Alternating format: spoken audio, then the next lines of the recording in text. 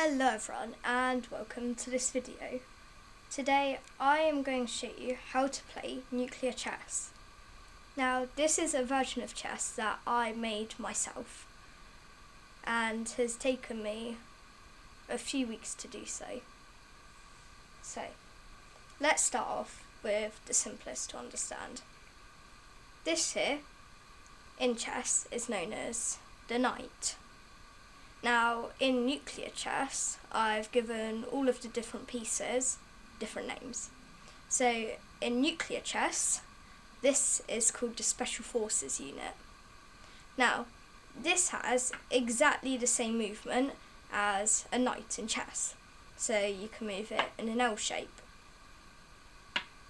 This is a very powerful piece as it can destroy any piece on the board. It is the only piece that can destroy any piece on the board.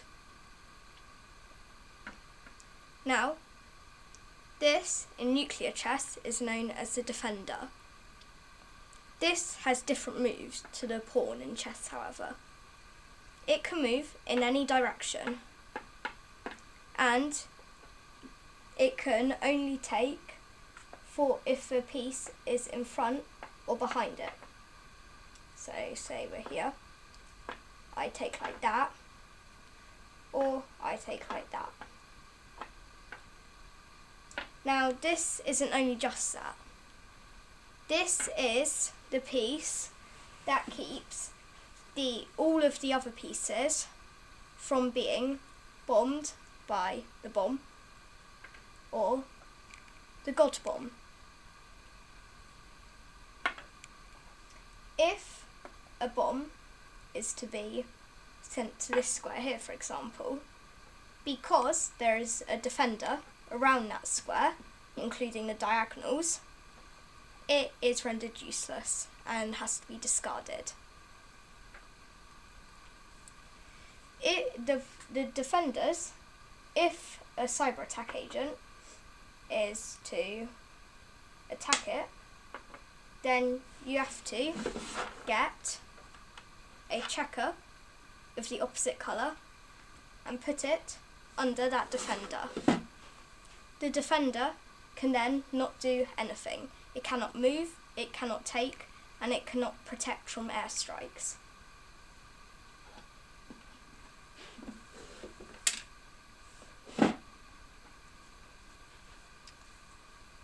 Next is the bomb. The bomb is a very versatile piece as it can be sent to any square at any time. So I could send it there. And the bishop and the bomb are both destroyed immediately. Bombs are only one-time use. You can only use them once throughout the game and they cannot be fixed or a pawn cannot be promoted to it. Defenders there is no promotion. Next is the god bomb. The god bomb is exactly the same as the bomb, except it destroys anything in a 1 block radius around that square. So, say there is to also be a cyber attack agent. Both of these will be destroyed, along with the god bomb.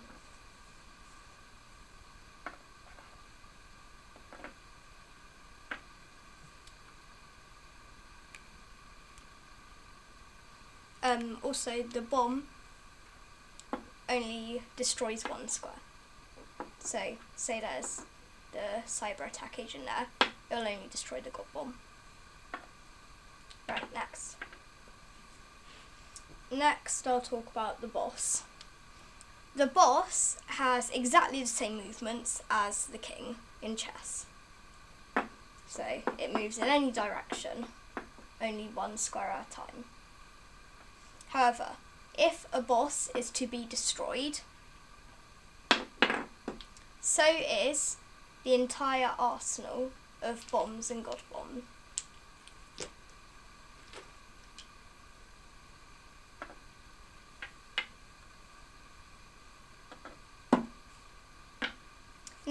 is the cyber attack agent.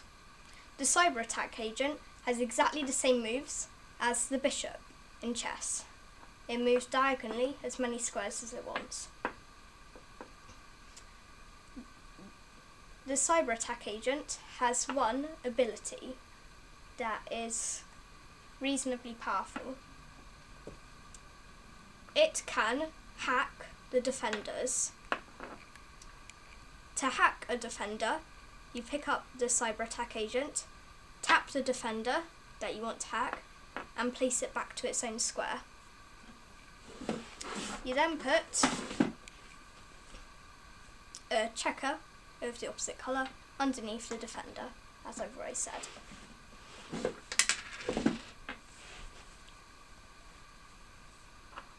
The cyber attack agent can only ever hack defenders.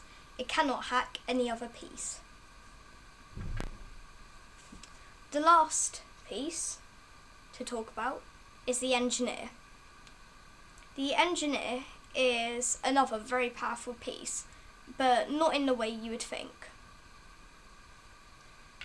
The engineer has the same moves as a king in chess.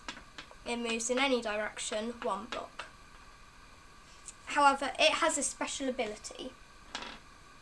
It can share the square of another piece, whether it is a defender or a different one.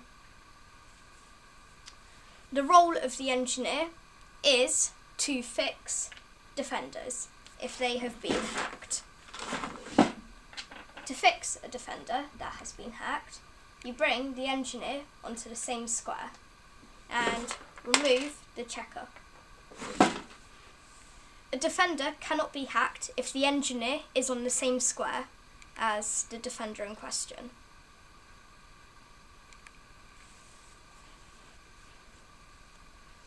The engineer can also be used to fix broken pieces.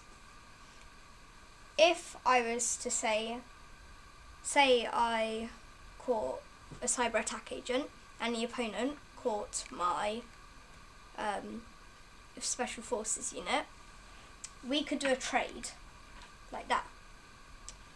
Once you've done the trade, you then put a checker of the opposite colour underneath the item that has been broken by the opponent. You then have to bring your defender over and have it on the same square to fix the piece. And the same with the other.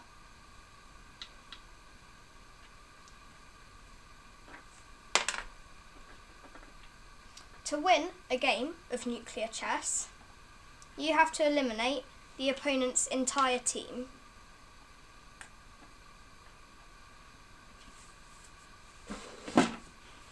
Trading can be done at any point during the game. And that is how you play nuclear chess. If you have any questions, put them in the comments.